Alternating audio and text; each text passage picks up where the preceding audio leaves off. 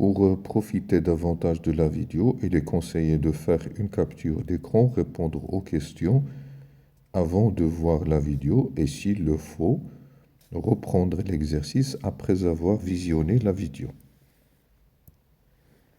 Étude de la propagation d'une onde ultrasonore. Afin d'étudier la propagation des ondes ultrasonores dans l'air, nous réalisons le montage expérimental représenté sur la figure ci-dessous.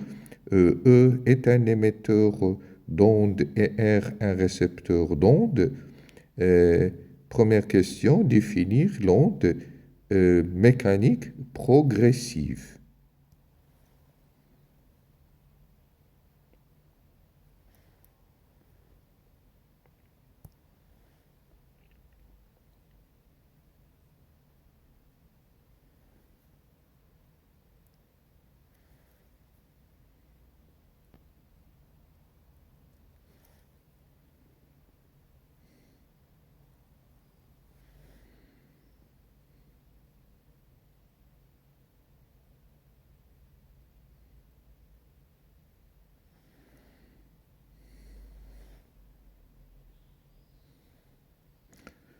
Donc, l'onde mécanique progressive, c'est une onde, c'est une déformation qui se déplace dans un milieu matériel élastique avec transfert d'énergie et sans transfert de matière.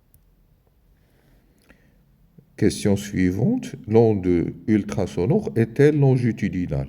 Déjà vu ce genre de situation. Il s'agit d'une onde longitudinale, bien sûr, ce n'est pas une onde transversale.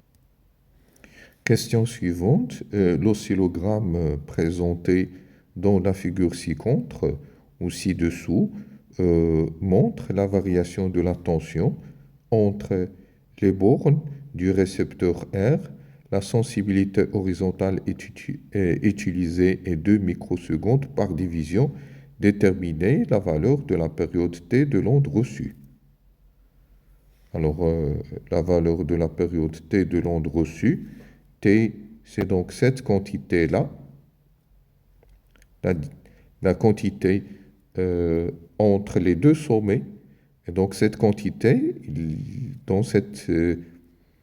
entre ces deux points-là, il y a combien de divisions? 1, 2, 3, 4, 5 divisions.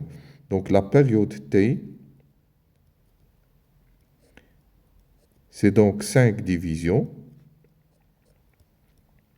que l'on va multiplier par la sensibilité, c'est celle-là, 2 microsecondes par division. Alors, division par division, ça saute, ça nous laisse 10 microsecondes, c'est-à-dire que t est égal à 10 microsecondes. En secondes, c'est 10 fois 10 puissance moins 6, soit 10 puissance moins 5 secondes.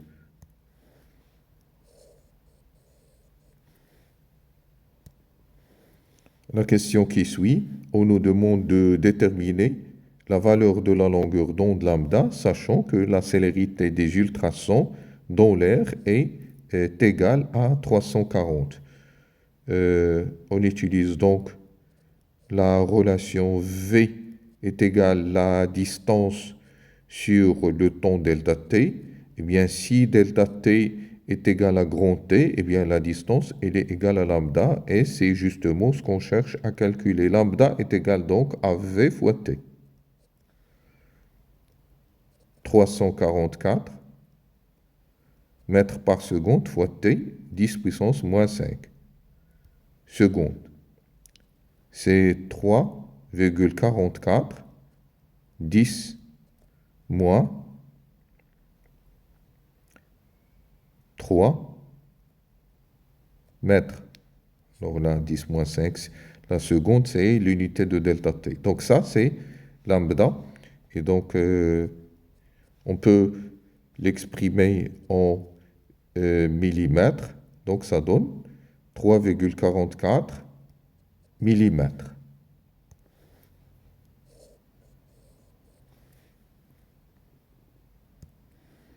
Détermination de la profondeur de l'eau. Le sonar est un dispositif qui contient une sonde comprenant un émetteur E et un récepteur R des ondes ultrasonores. Il est utilisé dans la navigation maritime pour mesurer la profondeur de l'eau.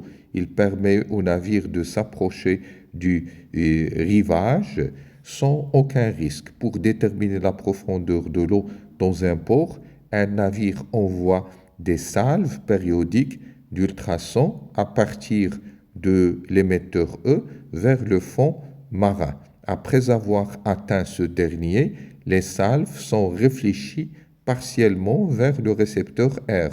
Voir figure, nous visualisons à l'aide d'un oscilloscope le signal émis par l'émetteur et le signal reçu par le récepteur A et 2.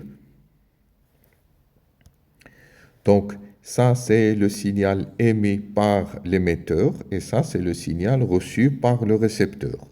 À partir de l'oscillogramme, déterminer la période delta t entre l'émission de la salve et la réception de son écho.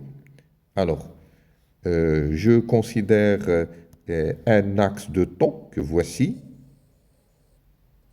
Cet instant-là, le début de l'émission, ça correspond au début de l'émission, c'est à l'instant T1, et ça, c'est le début, cet instant-là, ça correspond à l'instant de la réception, c'est T2.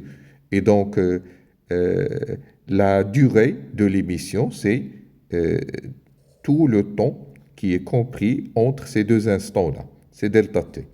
Alors, ce delta T, si vous comptez les divisions, 2, 4, 6, 8, 10, 12, 14, 15, si vous comptez les divisions, vous trouvez 15 divisions. Donc, delta T est égal à 15 divisions, et chaque division, là, c'est 2 millisecondes fois 2 millisecondes. Donc, delta T est égal à 30 millisecondes. Vous pouvez la garder comme ça, vous pouvez la convertir si vous voulez. Mais dans la question suivante, nous considérons que les ondes ultrasonores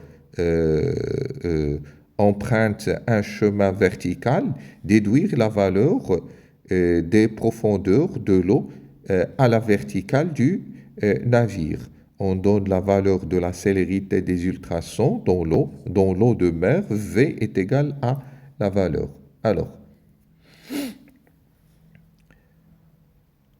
on utilise donc une relation simple, très connue. La vitesse, ce n'est autre que la distance sur le temps nécessaire pour faire cette distance.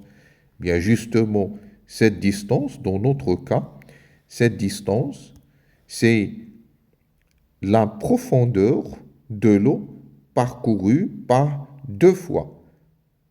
Une première fois pendant la descente, l'onde elle a parcouru la distance d pendant la descente, et après réflexion, il va parcourir pendant la montée une autre distance, la même distance d. Donc au final, il a parcouru 2 fois d.